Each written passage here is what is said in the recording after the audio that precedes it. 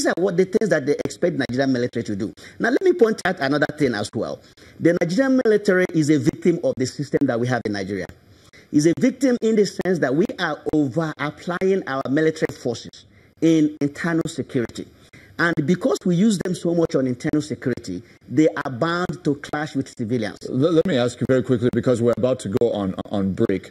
When you look at kind of the robust nature of what we're talking about, when we talk about the civilian-military relationship, and you've talked about the Leahy Law and how that affects Nigeria's ability to get the equipment it needs, but the other aspect is how these reports affect the civilian trust in the Nigerian military and how that affects intelligence gathering and operations in the field.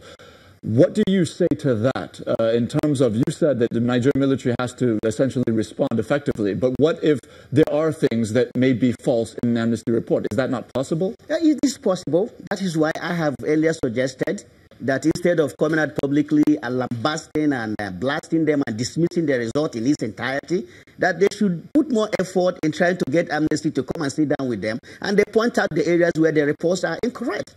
They are human beings. If you can point out and convince them that, look, what you reported is not correct, I am sure that they will make those changes instead of coming out on air all the time, dismiss them and blast and lambast them. All right, at this juncture, we're going to take a very short break. We will be back in a moment. Our viewers, do stay with us.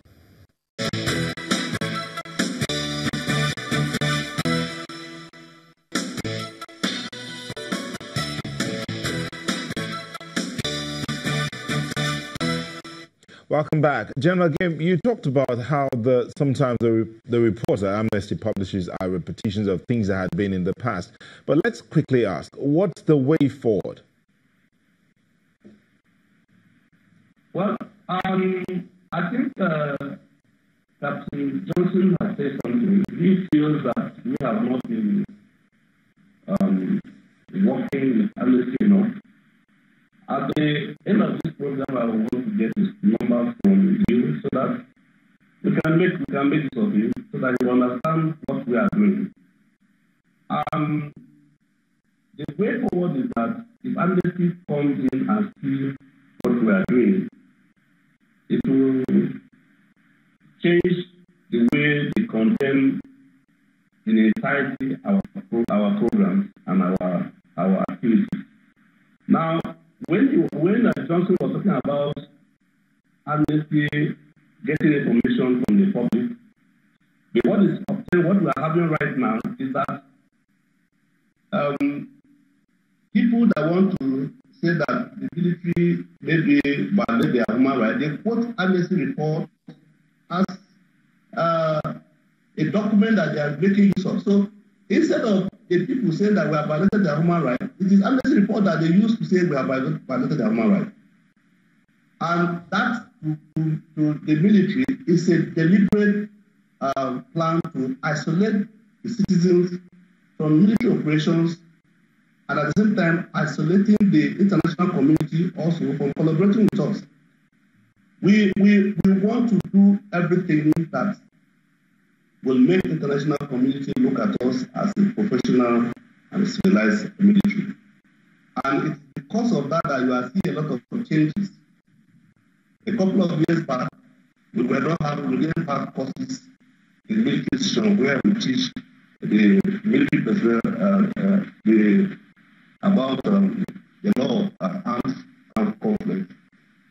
Some years back, just a quick one before we go. Pardon me for butting it, because we need to wrap up in no time. There are many who think that the army could have done or can do a lot of things differently. For instance, they say when you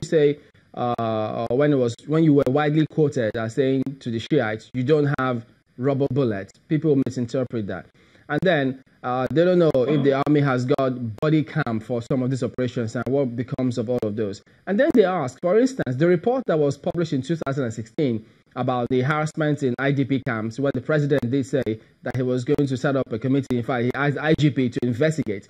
There are those who question. They say, look, but we have a female corps in the army, don't we? What role do they play? Doesn't the army use them, for instance, to get in there and glean, get information and make it a lot easier? Okay, let me answer the question. the issue, the directive about the share and the military, we said that we were not there to stop the share from their possession. The military were going on duty. They were going to Kaduna, and they came up upon the share in Suleja. Now, the military were carrying weapons, ammunition, and missiles to the unit in Kaduna. Would they give those military escorts bullets, rubber bullets? They don't do that. I'm trying to explain that we were not there to stop the share. We met them, and because they don't have any regard for constitutional authority, they wanted to seize those weapons. And what the military did was just to see how they protect themselves with the weapons. Now, in Abuja, in Kubo, along Yanyaro, those people they have a checkpoint in that place since 2014. Those soldiers that are kept there, are they giving a rubber bullet? Were they there because of child? They were not there. The child knew that they were going to meet those people there. They tried to overrun the checkpoint.